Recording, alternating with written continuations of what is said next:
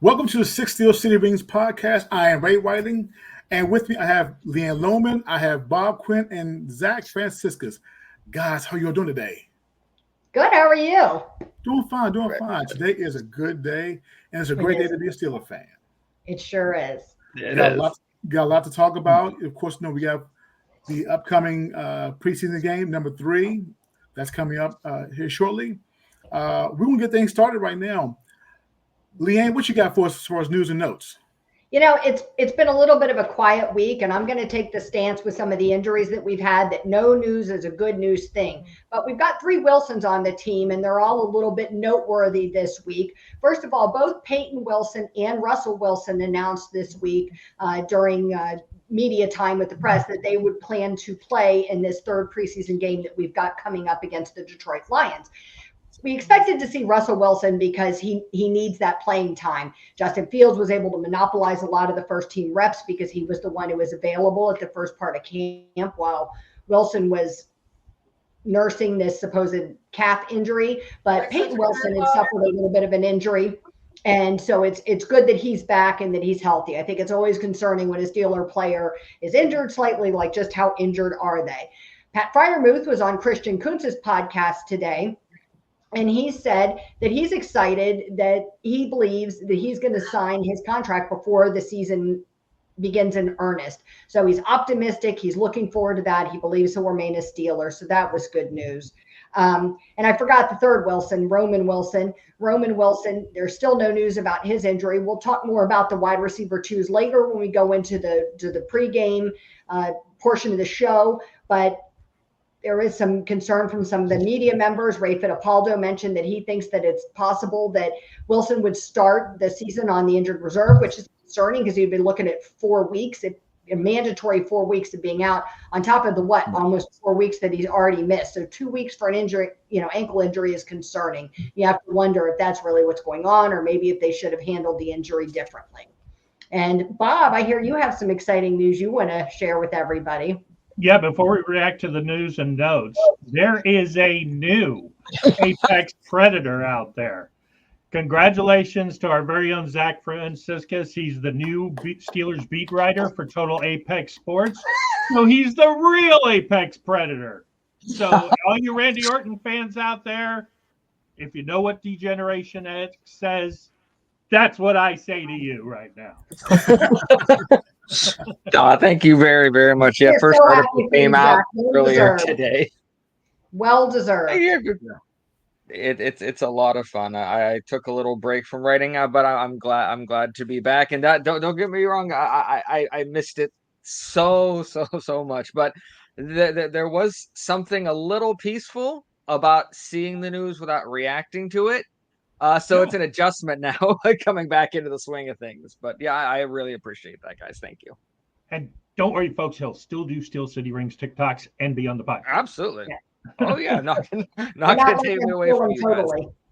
So, Leanne, the Pat Freiermuth news, I'm kind of surprised by that because, it's been quiet on the contract front. And theoretically, if they sign him before the season starts, which is the way the Steelers do business, it's either before or after, do you think we'll get a discount? You know what? I want to say this, that I think that they'd be smart. And of course, what do I know? Because I also thought they would have been smart to lock up Najee Harris, and they chose not to do that. But they did come out and say that they weren't doing that with Harris. They're not doing that with Freiermuth. You know what I mean? Nothing has been said. So, you think that these negotiations are still on. Freiermuth certainly benefits from the fact that the tight end market in general, thanks to guys like George Kittle and Travis Kelce, is exploded. Those contract numbers have exploded. And while he's not them, nobody's trying to say he is, it definitely helps that the trend is going upward for him. He's also going into an offense this year where we hope that he'll be, used properly, which is something that he hasn't seen in a couple of years, with quarterbacks that know what to do with the tight end, which he hasn't seen since Ben Roethlisberger left. So, it could be in their benefit to go ahead and sign him now while he's not too sure and he wants to stay in Pittsburgh before you run the risk of him having an explosive year under Arthur Smith and other teams wanting him. He's a free agent. Yeah, especially with him now looking like he might be our number 2 option, which Ray has a little more about. Yeah. The Brandon Ayuk situation, yes, I'm kind of stuck on it. I'm toying back and forth with it. But as far as right now, the Brandon Ayuk situation, there's nothing going on. No, there's no traction right now. Nothing. They're the tires. And You're killing me, Smalls. Bob is over it. yeah, I mean, I'm just, but that's where I'm at right now. I'm just spinning my wheels. I'm going to stop and I'll just wait. So On the Ayuk meter, are you like at like still 100%? You want him at like 0%, or are you still stuck like in the middle on how you feel about it? I am in the middle right now. Yeah, I've been amazed at how many fans who were adamant, die hard that this was the cure, the thing we needed, are so sick of it now that they don't even want him anymore. They feel like he's become like a problem child, a drama queen. You know, it's cancerous what he's doing in San Francisco. And yeah, I was surprised. Well, I mean, in all fairness, that's from Steeler fans who are 3,000 miles away who want him. We're not hearing that from the 49ers or from their fans. They want. Well, the 49ers fans seem confident he'll be re-signed and everything is fine.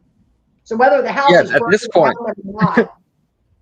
At this point, I think the calmest person in the entire situation is Omar Khan, though, because all these people thinking that there should be some panic or that there's any pressure on Omar Khan at all. This is exactly what he wanted. You know, let the roller coaster go up and down. Let Ayuk have his fun. Let San Francisco say what he wants, because I genuinely feel, whether we agree with this or not, I genuinely feel that Omar Khan's like, you know what, we're going to have success either way. Because otherwise, if he legitimately felt it was Ayuk or we're going to lose this season, we would have Ayuk on this team already. So I genuinely feel that he's like, you know what, yeah, would Ayuk be great? Absolutely. It'd always be good to have that kind of a toy on the team. But am I going to go out of my way and wreck things to make sure that happens? No, I'm not the Raiders or the Cowboys. I'm not going to do that. So if I was Omar Khan, I would be on Instagram kicking my feet up with some Chardonnay and taking a picture of my feet by a pool. That's my panic level if I'm Omar Khan. Yeah, and let's face it, Omar, if anything, he's made it where he's not going to overpay. He's going to pay what he wants to pay for Ayuk. He's not going to pay more if the 49ers are hoping for that last desperate, we'll give you a first. You know, I really wouldn't care which wide receiver we threw in the deal if they wanted one, but the understanding is that they don't want anybody out of our wide receiver room except for Pickens or Freiermuth. You can't have Pickens off the table. Yeah. So do they want a third? Khan is that more like cold and calculating kind of GM. I mean, that's just who he is. I don't think that's a bad thing. You know, I think that's a good thing. I think that provides some balance.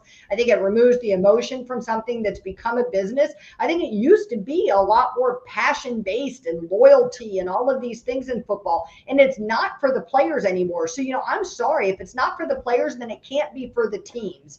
And that's a hard pill to swallow for somebody like me who very much, you know, if we draft you, I want to retain you till you're 80 for the most part. And in fairness, the teams kind of started it, because let's face it, I mean, what they did to players in the 70s and the 80s, you know, before free agency really came about. Yeah, they got over for a long time. Oh yeah, I agree. And there's a big difference between us performing horribly in a season when you're retaining Matt Canada and Mike Tomlin going out and saying a press conference where he doesn't say anything, and Omar Khan decided to not say anything about the Brandon Ayuk. There's a very big difference between those two. I've seen people saying, oh, it's just the same Steelers all over again. And I'll say, no, this is very, very different. And by the way, for all those people overreacting on Twitter that the Steelers didn't do something, who was it? Was it Dotson that was just traded that the Commanders got rid of? It was like, oh, look, they did Philadelphia. That is, what it is garbage not trade that was for the at Commanders. all.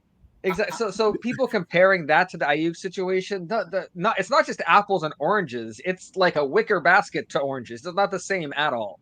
That's the most Commanders story I've ever heard. You know, my husband is a Commanders, grew up a Commanders fan, and he is like beside himself. Like, what the hell? Like this trash trade and to a division rival? Like just give him to him. Just give him away. Like, what are you doing? You know? Oh, they did. They gave him away. All right. I mean, that was real stupid in my book. Guys, there's a quarterback controversy brewing. Bob, I'm going to throw the ball to you. Yes. So the national media, and this has been kind of the subject of local Pittsburgh talk radio all week. The national media is doing everything they can to create a quarterback controversy. Now, Mike Lindbaum, who is typically very down on the Steelers, whenever he can take a shot, he takes it, suggested yesterday that they trade Russell Wilson to the Minnesota Vikings, maybe get a third or fourth round draft pick, and play Justin Fields. There is a lot of personal animus against Russell Wilson in the national media. We know Mark Claret doesn't like him. Shannon Sharp doesn't like him. And those are ex-Broncos, and I can kind of understand it. They were expecting the next coming of Peyton Manning when he went to Denver, but it turned out not to be that. So now you've got all these national media guys who are on the bandwagon. Justin Fields has to start. Justin Fields has to start.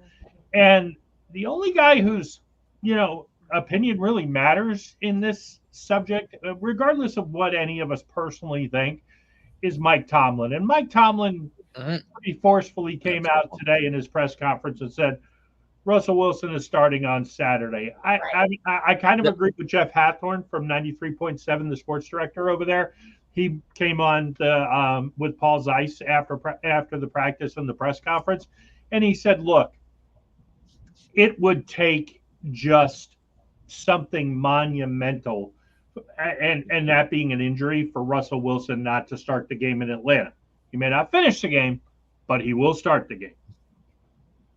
I think we talked about this before. I don't see a scenario where it makes sense for a healthy Russell Wilson to be the backup. I just think logically it doesn't make sense. I think in Tomlin's head it doesn't make sense.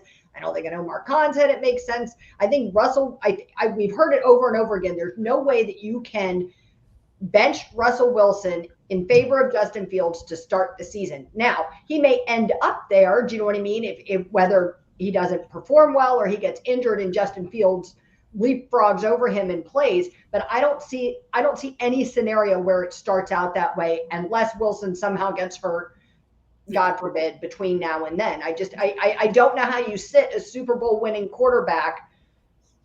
I just don't. I mean, it doesn't matter whether fans think it's right or wrong. It's totally irrelevant. They can't do it because you can't unflush that toilet and go backwards to Wilson after you put Fields in first. I think that's a very hard maneuver to do.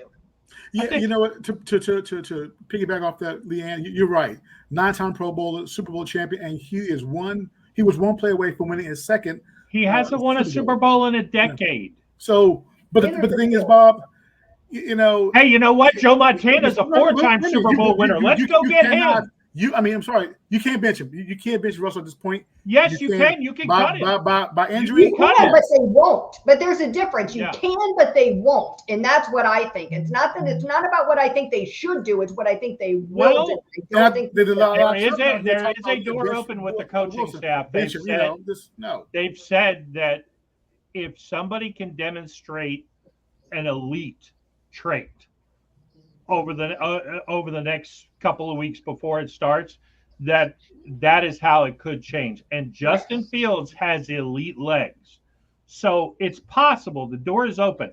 Personally, I after seeing him the other day, I seriously doubt we're going to see anything different. I agree with Mike Florio. I agree with some of the national media guys.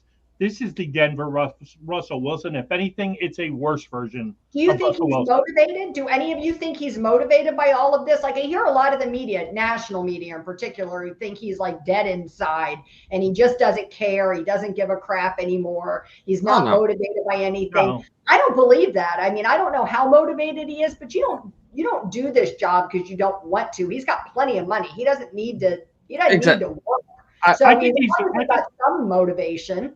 Yeah, I think he's given his best. It's just, I mean, Russell Wilson hasn't had a good season in 5 years. I mean, let's be honest. Okay, he wasn't very good in Seattle. There's a reason why Seattle was like, okay, bye, because they knew they could fleece Denver and start over. And I mean, let's face it, Geno Smith has been more effective these last couple of years in Seattle than Russell Wilson is. Better than him, though. I don't think Ryan Tannehill gives us any better odds. Oh no, I think that's my biggest thing is that we had last season where we had our overreaction preseason and Kenny Pickett and all that, and I genuinely think I don't even think any of us realize how far we are still in that, because we have seen one train Russell Wilson didn't do much in. And we've seen 2 preseason games, which Russell Wilson hasn't done much in. And we're ready to bench Russell Wilson, apparently. So to me, I can't think of any more of an overreaction that we can have other than what we did last season, in which we crowned Kenny Pickett. I mean, if we right now, if going back and looking at ourselves from last season, I would be embarrassed to go back and talk to that person who used the word pristine when talking about Kenny Pickett's preseason. So what I don't want is to say something now where I'm going to look back at myself in a year and say, goodness gracious, I jumped the gun on that. Because I need to see, like with the Freiermuth thing, I honestly am kind of surprised about that, because I'm like, we haven't seen any, we have literally, other than the defense, we haven't seen anything offensively to say anything about anyone except for George Pickens and Cameron Johnston.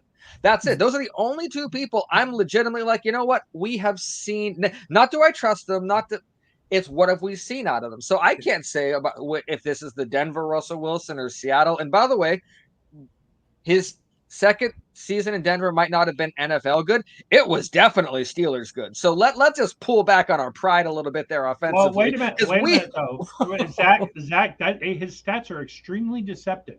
And this is what I've been saying all along. He led the league in checkdowns. His touchdown passes all came inside the 10-yard line, which is nice, but he's reputed to have a deep ball. He doesn't pull the trigger anymore like he used to. He stands too long. That's why. Yet again, it has to get into your head. I genuinely believe that Denver did him a disservice by crowning him like they did Peyton. Peyton Manning could handle that. Peyton Manning came from being a king since he was in college. Russell Wilson came from humility, and all of a sudden he has his own office. He didn't know how to handle that. I genuinely believe he hit the ground. That's 2 seasons ago. Last season, Sean Payton didn't give him all that crap, and he just stood in the pocket. He just stood there. Here's the thing that we haven't even seen anything though from. I don't disagree with anything you're saying. Do you know what I mean? Like I don't disagree at all. I think there's serious concerns about Russell Wilson, but I also have serious concerns about Justin Fields. I don't think we saw anything from him yet in the preseason that makes me think like, oh, holy cow, he's the much better option. Do you know what I mean? We should be benching Russell Wilson. I think you're right. I think he's got really elite raw talent, but I don't know that it's polished yet. Is it ready? Do you know what I mean? So does that still give Russell Wilson like the slight advantage of just being the more polished game manager? Do you know what I mean? To go into a situation, because my thought was when we started this preseason going into training camp was that we had this much better, albeit maybe even good offensive line for the first time in several years. We've got solid weapons and Freiermuth and a solid run game and George Pickens. And so we've got all of these things set up, and all we needed was this quarterback that can, move a little bit and get the ball out and manage a game and handle the plays that Arthur Smith gives him. And certainly Russell Wilson has the ability to do that. And so I thought, well, this will be fine, do you know what I mean, until Fields is ready. So do you think that he doesn't even have the ability to manage like that level of a game? Or do you think that like the rest of the team isn't as good as we thought it was going to be, so therefore we need our quarterback to like take that step? I think he has the advantage. I think he does. The one knock I have on Russell Wilson right now is his recent interview with the media. He was telling folks to basically to calm down. No, we fans are saying no, it's not time to calm down, because again, it's almost panic mode for the simple fact that Russell, you stunk up game number 2, and we're a few weeks away from week 1. And again, we got the toughest schedule in the league. So the time is now. Right. I agree, though. Everybody does need to calm down. Like, I think people are way overreacting. Do you know what I mean? We way overreacted the other direction last year and looked foolish. And so I do think you're looking at a vanilla offense with injuries and all of these things. And I do think that there is some overreacting going on. Well, here's where I'll say they're not overreacting. And sorry, Zach, I didn't mean to cut you off. No, you're good. They won't. They're not overreacting, because the second half of our schedule is so daunting that we cannot I totally agree with all that. But we're talking about performance in preseason and people having panic attacks over what they're seeing in a preseason game. Well, and you got Arthur Smith telling you flat out, like, we're not doing what we're going to do in the regular season. But in fairness, the reason they're panicking is because Russell Wilson went out and looked exactly like he did in Denver and in Seattle the last couple of years, where he takes more sacks than anybody else. Look, fans are going to get frustrated. Russell Wilson fumbles the ball a lot too because he gets hit so much, because he just stands there.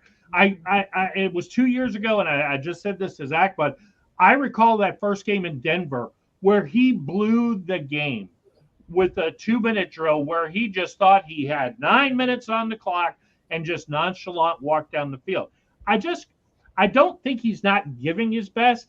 I just don't. And Florio kind of made this point. We're spoiled with guys like Tom Brady and Aaron Rodgers, and even Ben Roethlisberger. Guys get to 35, 36. They don't get better. They get worse. And Russell Wilson is not the first quarterback in NFL history who's fallen off the table as he's gotten older. He's a smaller quarterback. He plays a very unique style. He's not like Drew Brees. He's not a pre-read quarterback. He takes deep drops and he runs around until he throws the ball. He's 5'10". I mean, time is starting to catch up with him. And to me, if I got the young guy who is already rushed for 1,000 yards and the old guy who just stands there and holds the ball, give me the young guy. Even if it's close. Give me the young guy.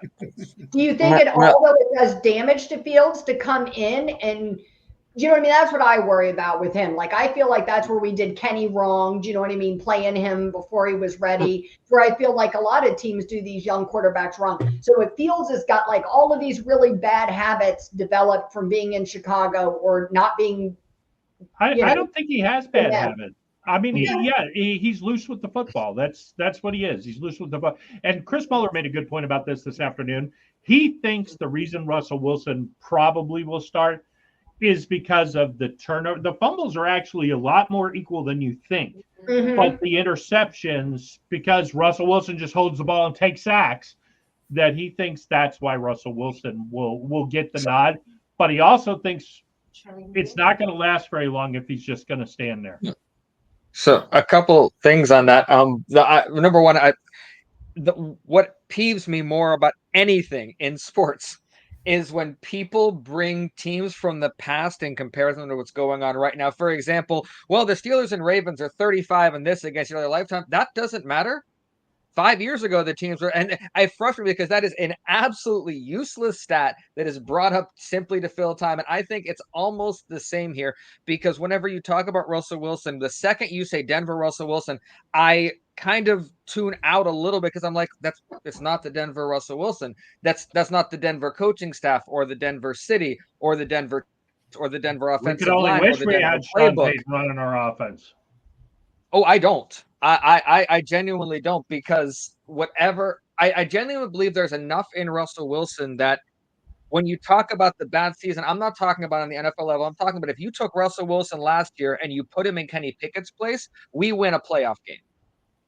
That's the difference. So it might not have been a good season, but if you take Russell Wilson, who is even moderately better than Kenny Pickett, because you have to say last year Russell Wilson was a better quarterback than Kenny Pickett. That's just a simple fact. And so Zach, if you put Russell. Yeah, Zach, Matt Canada would have been calling the plays. And I genuinely believe it would have been different with a veteran. Kenny Pickett didn't know what to do with a Matt Canada, and he got lost in himself.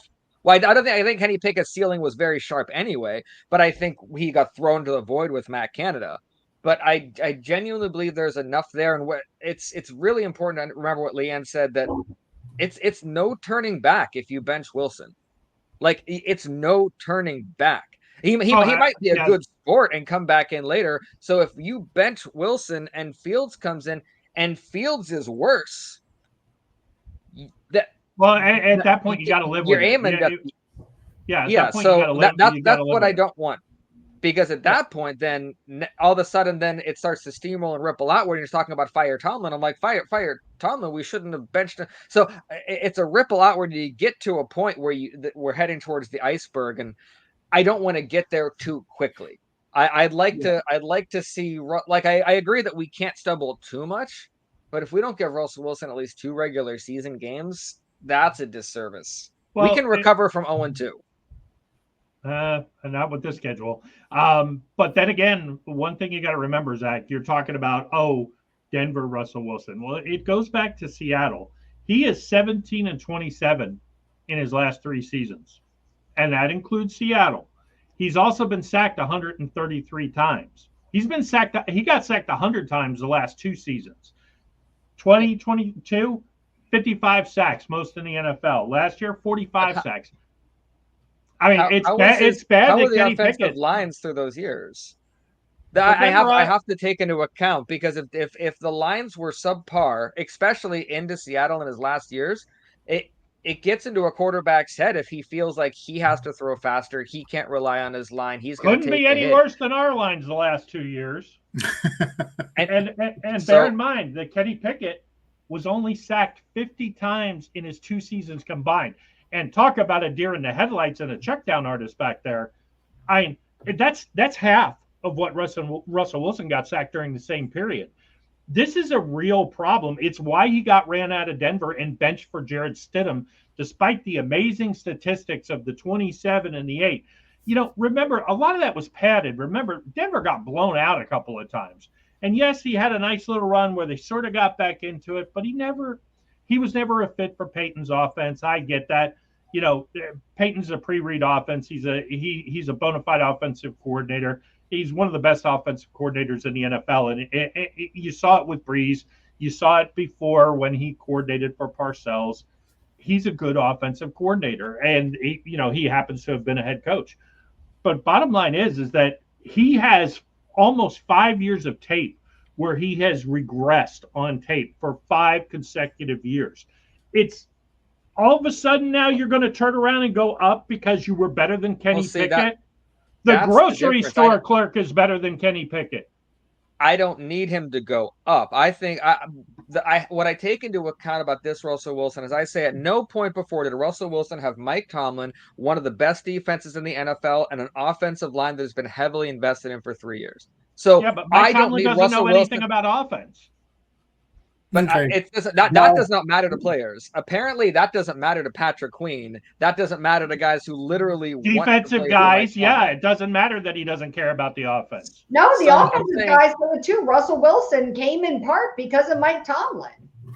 Yeah, and so I have to, but because if I right now say Russell Wilson is done, to me, I'm saying this is a lost season because Justin Fields, I have no reason to believe he's going to lead us to anything. And the only quarterback with playoff wins and Super Bowl experience is one that right now a lot of people are really jumping to conclusions about. So I will say this, Bob, if we go through the 3rd preseason game and we see the exact same or even just a little better, then yeah, I'll jump on your train. But I genuinely believe that Arthur Smith realized that in this particular case, maybe the vanilla wasn't the answer. Maybe he has to change things up. And maybe, so if he opens the door a little bit, lets Russell Wilson do a little bit of what he wants, and Russell Wilson still looks bad, then I'll say, because I don't think we've seen anything to see what kind of quarterback Russell Wilson actually is yet. Okay.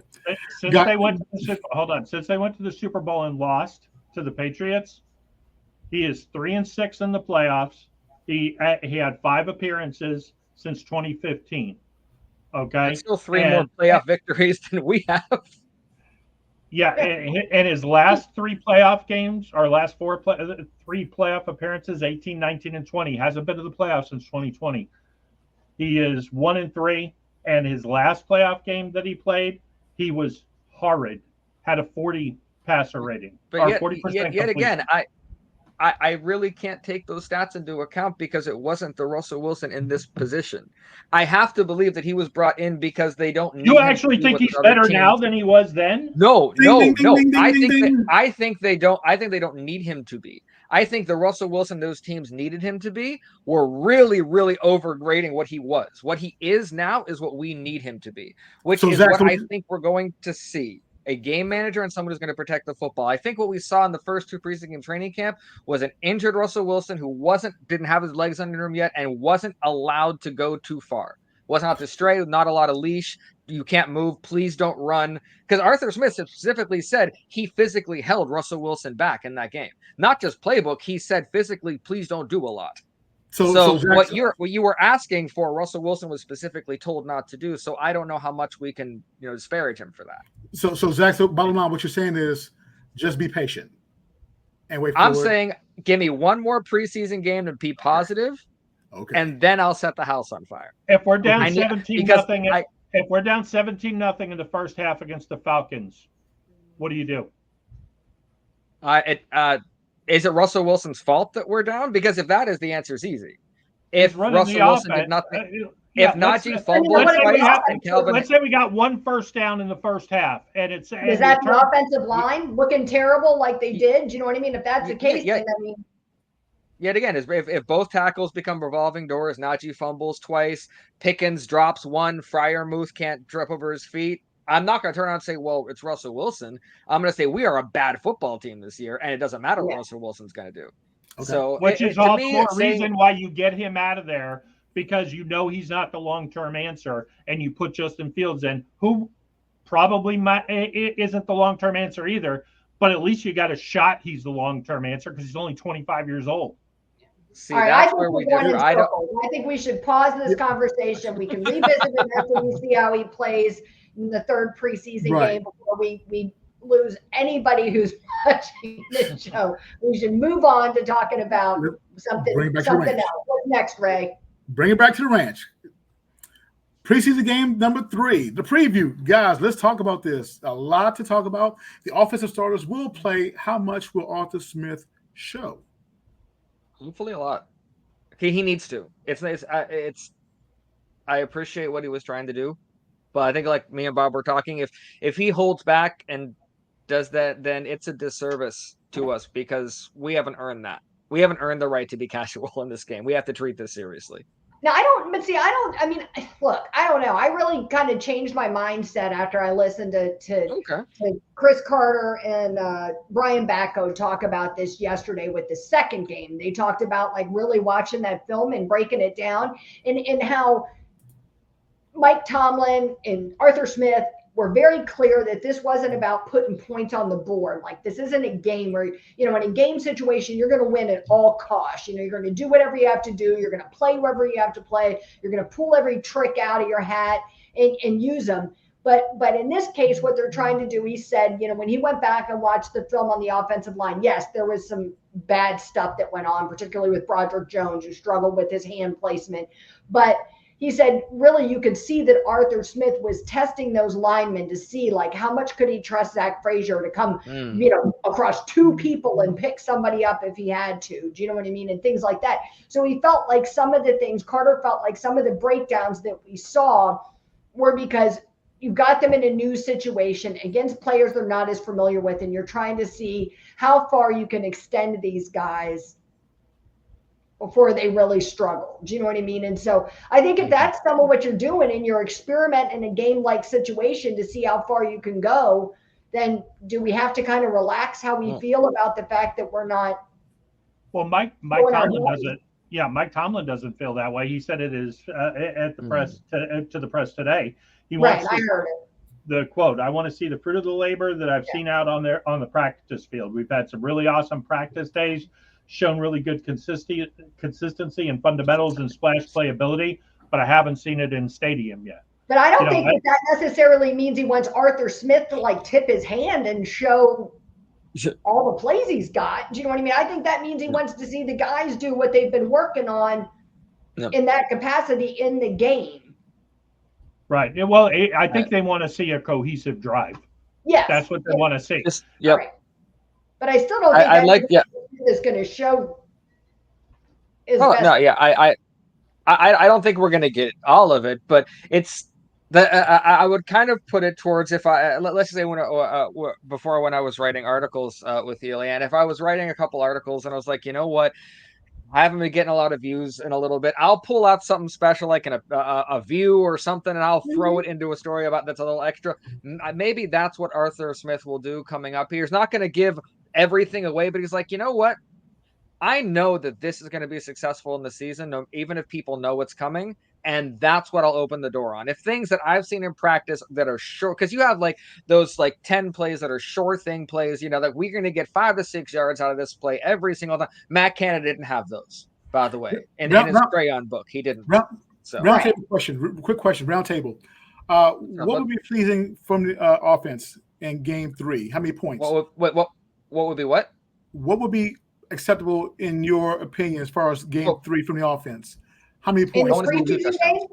I don't care about 2 points. touchdowns. Yeah, I don't care. I could care if we have no points as long as we look like we're somewhat cohesive and we know what we're doing. I want to see first downs. I don't care if it ends in field goals. I don't care if it ends in touchdowns.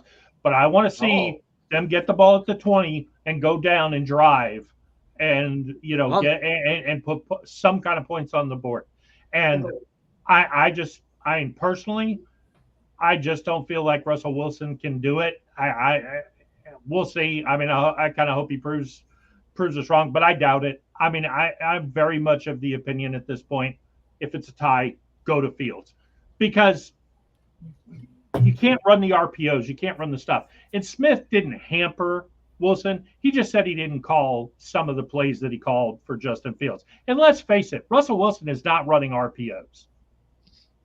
Well, yet again, I genuinely don't think we can say that yet. I know we based on what we've seen in Denver and Seattle, sure, but yet again, until he shows up in this game, and we're gonna get right back into that. Mm-hmm.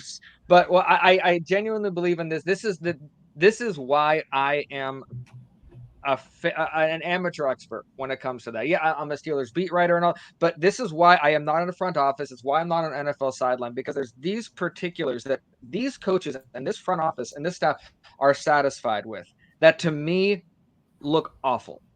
And that's where I know there has to be a reason that they are there and I am here. Otherwise, I'm going to be very mad that they are there and I am here, because it should be the other way around if I can do what they can do. So I have to go into this game believing that all the stuff that they're saying they like what they're seeing out of quarterbacks, out of defense, because like they even said they liked what they saw out of Troy Fautanu before he got hurt. And I genuinely didn't see much before he got hurt. So that's what I'm going to lean on, because otherwise I don't think my heart can take that much anger this early in the season. I want to say too, when they say offensive starters are playing, I certainly hope we're not going to see Najee Harris or George Pickens. Do you know what I mean? We can't afford for any of those guys to get hurt. I think we know what we can get out of Najee. We've seen some of him already this year. I just, with Jaylen Warren, and being injured, I just don't want to risk anybody else getting hurt. There's no reason to put those guys out there. We've got, especially at the wide receiver position, we're going to talk about it more, but we've got lots of other battles there of people who need that time far more than George Pickens does. Yeah, well, but they're playing indoors, Ford Field. Those guys are going to play. I don't think he even said Cam's going to play. He might only be a series, but Cam's going to play. So, and I think the offenses look so horrid. You just can't count on, suddenly flipping a switch in Atlanta, in a couple of weeks, and all of a sudden we're going to look good. I don't care how much he's held back. I mean, do I want to see vanilla? Maybe just the slightest bit of swirl of chocolate in the offense when we play this Saturday. We don't need to go strawberry and chocolate and, raspberry cheesecake on them. Right. But maybe a little chocolate swirl, vanilla, because you got to give them confidence. They've looked really, really bad, and we're talking about the wide receivers. I mean, yes, Van Jefferson has looked kind of competent. Zach's guy he loves, Scotty Miller, has looked pretty. I mean, you can make an argument Scotty Miller's probably been the most effective offensive receiver at this point. Yeah. Oh, actually, here, because There we go. Justin Fields apparently is big. So if it gets to the point where Justin Fields is on the field instead of Russell Wilson, Scotty Miller might have a bigger role, because that's a big point, Bob, that I'm not going to come to your side on it. But because Justin Fields played so much more in training camp and got a chance to bond with the receivers so much more than Russell Wilson did, that could be a turning point. I don't know, because Calvin Austin and Scotty Miller, if they're only going to be productive because of their bond with Justin Fields, that matters. So yes, it does. Yeah, I mean, every quarterback's supposed to say that about his wide receivers. I get that, but I remember watching like the America's game about 2005 and 2008, and what is harped on is those guys who are needed not throughout the season, but in those specific moments. And I keep coming back to Cedric Wilson, but you need that one guy. And I want to know who's going to be our one guy to show up in each specific moment to get us to where we need to go, because we didn't have him last year. Yeah. So, a specific thing I want to see that I don't seem to have as much faith in Cordell Patterson as everyone else does. Everyone else seems perfectly fine and content to have him at running back 3 in this position. I've read tons of articles and they're like, oh, well, Jalen Warren's down. Well, Cordell Patterson's in. I checked. He had 181 yards on 50 carries last year. He wasn't used a great deal. He had over 600 the 2 years before, but I particularly don't want to see Cordell Patterson get that wide receiver, the third running back spot in this particular game. Regardless of what happens in the regular season, there's a chunk of running backs who are really, really eager that are not named Najee Harris, Jalen Warren, or Cordell Patterson. You have Aaron Shampkin, who has been on 5 NFL teams already in 3 years and has hardly touched the field.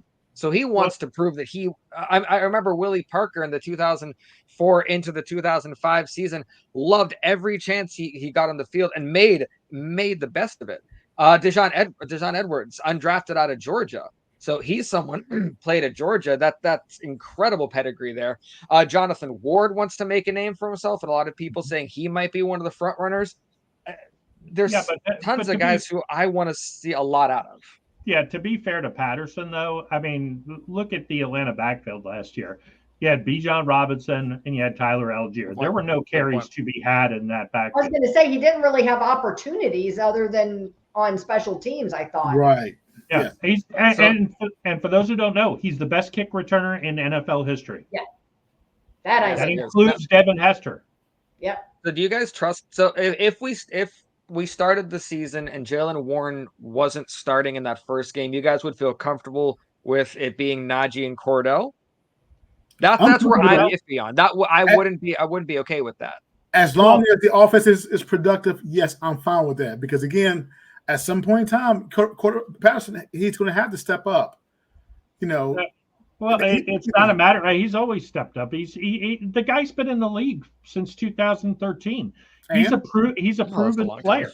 Yeah. What do you mean? And he's a proven player. He's the best kick returner in NFL history. He's rushed for over 600 yards twice. The best. And he's a receiver. No. He is historically the best kick returner in NFL history. 100% true. No, last year, Ray, I'll bet you disagree with that. Well, no, that's just a statistical fact. Like last year, he statistically became the best. He is the Jerry Rice of kick returners statistically. Yes. So you might emotionally feel someone else is, but statistically, he has run more kick returns back for touchdowns than anyone in NFL history. Yeah. So emotionally might be you might feel differently, but going pure stats, we have the best kick return. And look, I don't think you want to let's be okay with the Steelers having the best kick returner in NFL history on the roster. I'll be honest, when they brought him on board, with the rule change, I assumed it was all about special teams. You know what I mean? I figured he'd be there some if we needed him, but I didn't think we were going to be having serious conversations about him being a Swiss Army knife. Yeah, our third running back. Yes, he is. I mean, he can do all of that, and I think he's good to do all of that. But I don't know that I'm going to go as far as Zach, where I'm just like completely not comfortable. But I would be comfortable seeing what other guys had to offer. Do you know what I mean? I'm a little bit concerned. Do you know what I mean? He's a little bit older, so I mean, it makes it a little more possibility that he gets injured, that it's harder to recover from that. Do you know what I mean? So I don't know. I feel like our offense looks so bad. We didn't really get a chance to really see. And then you're playing against like second and third string defenses, like how good some of these other guys are. So I'm hoping that in camp, they've seen something that's given them some insight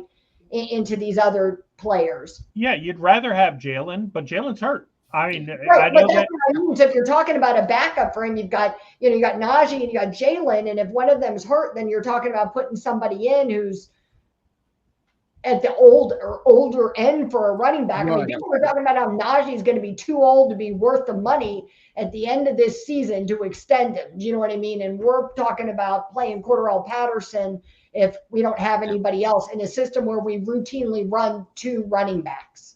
Yeah, but so effectively he's almost like running back 1. Right, but he has been in the Arthur Smith offense for now the 3rd season in a row. Yeah. So There is benefit. I don't That's a good disagree point. with being there. I just like the option of somebody else being there too. Guys, the offensive starters will play in preseason game number 3. How many will start, Well, in your opinion? on the offensive line, All of them. they need other than Furtado, who's not going to play. Yeah. We need to see everything out of as many people, because if and in the right positions, because otherwise Dan Moore is going to be responsible for Bob's head literally exploding when week 1 starts, and we need you, Bob. So But we're Dan going to see Moore, that because Faltani's not going to play. Do you know what I mean? So with Faltani and Herbig out, do you know what I mean? There'll be and I think starters that won't be there. Dylan Cook Jerry too, Dulac right? still thinks that Fatano is going to start the first game. Really? Yeah, Jerry Dulac thinks that. I don't know anybody else who does, but Jerry Right. Dulac does. He's, like a stop clock. He's right twice a year. So. I just don't want to rush it. If he's ready, because we might be holding him back now so he can play in week 1, and if that's the case, I'm okay. But we better not rush him. All right, No, let's we go. can't do that. We can't do that at all. No. Yeah, well, that, which is the offensive line, which we're kind of talking about now. We don't have much choice as far as Fatano goes. The consensus among most of the beat writers is, as soon as he's healthy, Fatano is the starting right tackle. Yes, and they assume 100%. Broderick is the starting left tackle.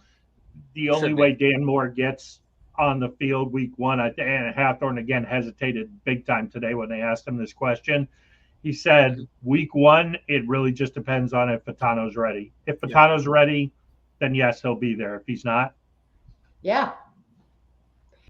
Oh no, I certainly hope it doesn't get any worse, because to me, worse wouldn't necessarily be the play, because as we've learned, I know nothing about evaluating play. Apparently, it would be injuries to me, because that's what worries me in this game. It's not a selling myself short. I think there's a realistic understanding that if I look at game tape and I'm like, wow, that was terrible, and the coaching staff said, wow, that was a really good game we got out of that guy, I'd be like, yeah, even if you're, touting the company line, there's a gap between what we're seeing. But the worst for me in this game, not just in the line, but across the board, is that we backed ourselves into a corner having to play starters and someone gets hurt. Someone that didn't have to play if we would have played better before. I'm going to get so mad if we waste a player because we didn't do it right. I don't think it's fair to say we backed ourselves into a corner. This is the 3rd preseason game. The starters played last year. There is no 4th preseason game anymore. You have to play your dress rehearsal, and then there's 2 weeks down the road. Now, it'd be nice if they only played the first couple of series, but based on and Tomlin hinted that if it looks bad, they're going to stay out there till it looks good. Mm-hmm. And again, we kind of talked about this the other night.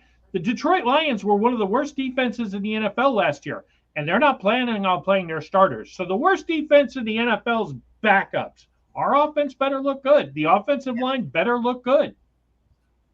I think I'll be very interested to see exactly what Broderick Jones does to redeem himself in this game. Yep. Like everybody, very frustrated watching him get manhandled last game by Rousseau. Yeah. But I've listened to the national media, the Steelers media this week, really talking about the mistakes that Jones made and how he admits his eyes and hands just weren't syncing up properly. His foot placement was good, but his hands weren't, and it caused him issues. And so to hear some of these guys like Trey Essex was one, he said that, look, everybody needs to calm down. He's going to be fine. He was fine last year, and he's going to be fine this year. Every offensive lineman in the world, he said, I don't care what your pedigree is, how good you are, has a couple of bad games, and he had a bad game. And he said, I don't think people should read too much into this. This isn't some cause and effect problem of having moved him, because he was moved before and did fine. Do you know what I mean? So he's like, this isn't like he somehow all of a sudden forgot how to play tackle. He's like, he's going to be okay. So I'm sort of choosing to believe that. I'm making an active choice to believe that we all have off days, that he had an off day. And so I think it'll be very interesting to see how he bounces back. I understand that the Detroit's line defense is not Rousseau. Do you know what I mean? We're not at that level. Yeah. But I Who's still not a top level pass rusher.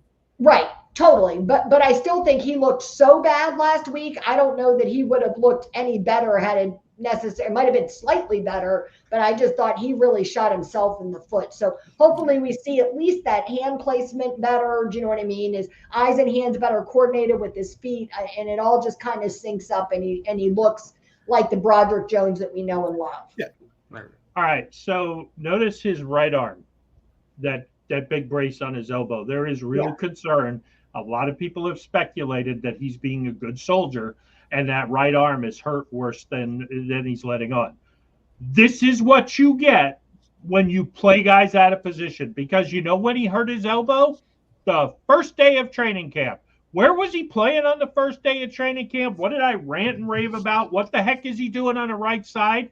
He hurt his elbow on the right side. Now, punch hand, that's on the right side when you're playing right tackle, that's the arm.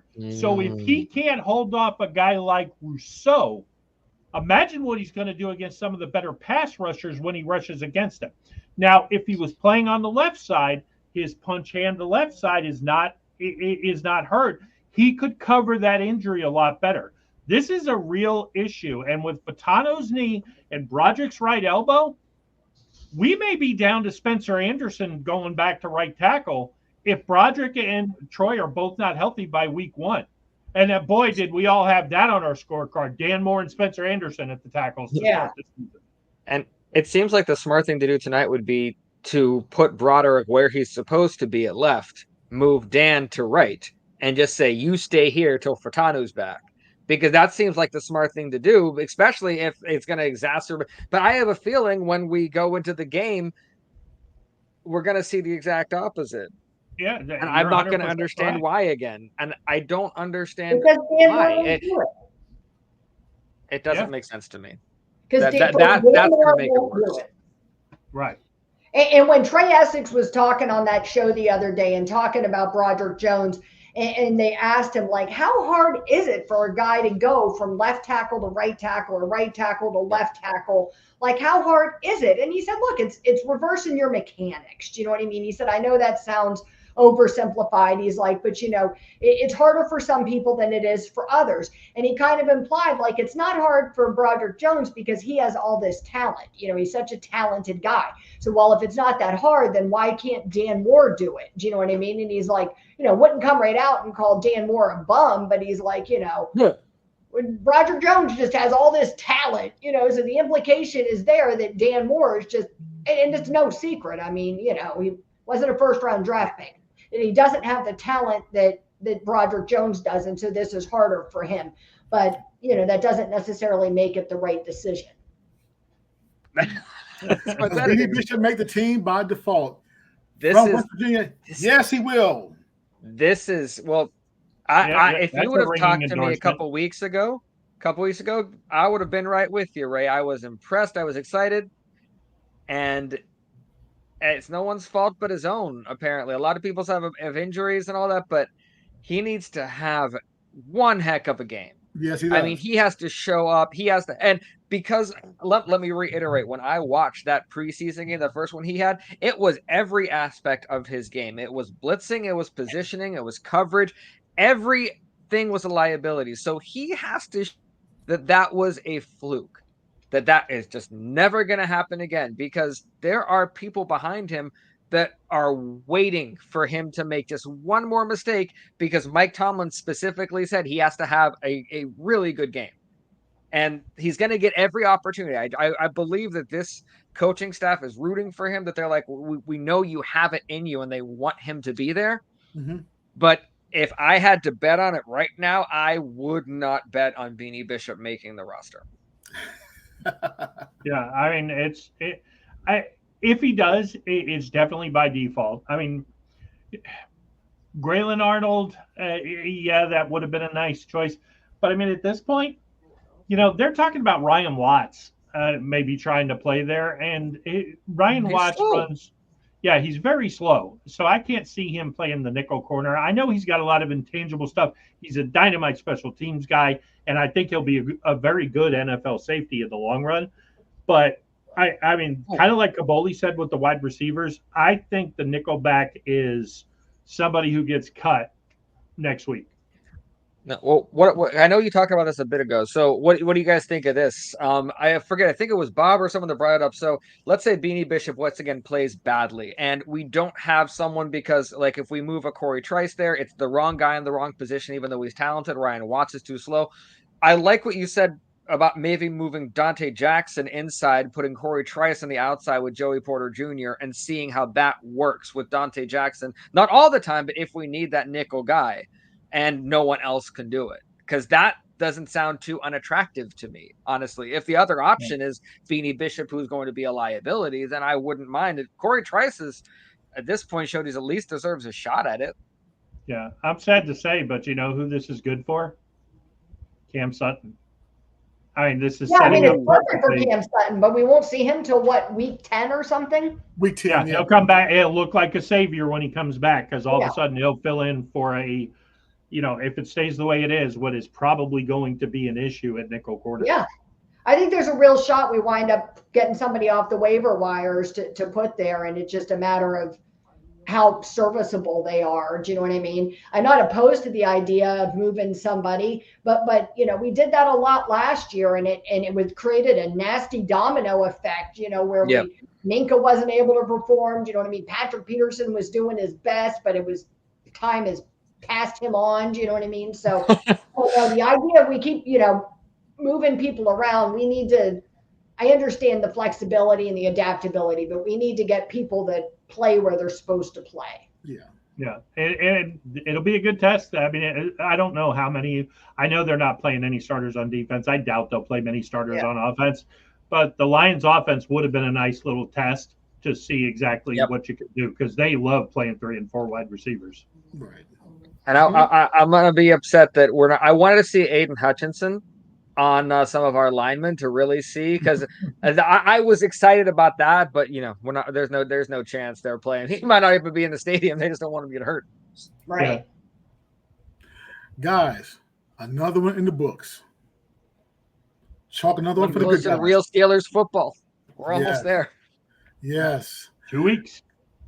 2 weeks, yeah. Oh, and for those of you that will be watching, there will be at least some of us will be in Atlanta on site for the game. So it'll be a fun little some on site, some virtual for our podcast that week. So definitely stay tuned. Yep. If you've watched this far, we appreciate it. Please like the podcast, share, and subscribe. It really does help the algorithm. You can find all of our social media handles under our name. You can also send us an email. You can respond in the YouTube video. You can send us DMs. You can send the show a DM via Twitter. But we want to hear what you think. So we want to hear about your thoughts on Russell Wilson, how you feel about Russell versus Justin. Who do you think is going to be the third running back or should be the third running back? What do you think will happen with the wide receiver group? Where do you stand on Ayuk? So please let us know what you're thinking. We appreciate the support. Yep. And remember, on Monday, we're going to go live at 5 o'clock. If you missed our last live episode, it was quite lively. It was a doozy. Up. Yeah. and Bob and I almost got into a fight again. What's that? I said, Bob and I almost got into a fight again. We got to stop this. We got to love each other, man. Yeah, it's like a heavyweight fighting a lightweight. That's right. Oh, good.